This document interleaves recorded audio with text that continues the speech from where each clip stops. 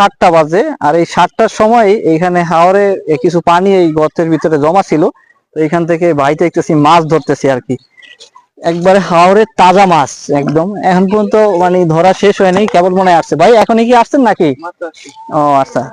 তো এখানে কই মাছ, শিং মাছ, পুঁটি মাছ, সব ধরনের কিন্তু মাছ আছে।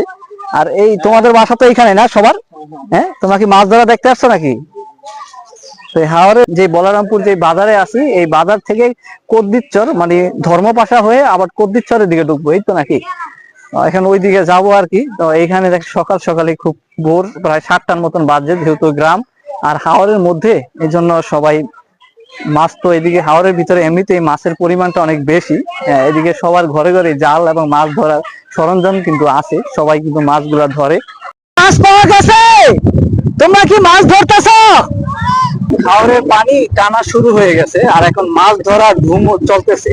সবার ঘরে ঘরে মাছ ধরার যে সরঞ্জাম গুলো আছে, তারা ওইগুলা ব্যবহার করে হাওরের ভিতরে নেমে গেছে খুব সকালেই মাছ ধরার জন্য।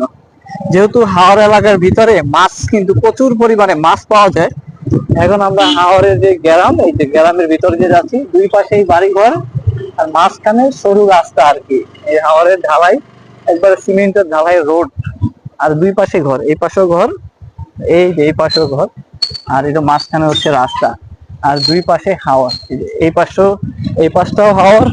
আর যদি দেখাই তাহলে এই পাশটাও কিন্তু হাওর। আর এদিকের মানুষের সিজনে যানবাহনটি বেশি তারা চলাচল করে, সেটা হচ্ছে নৌ যানবাহন। এটার মাধ্যমে যে মাছ ধরে, এখানে জালও রাখা আছে।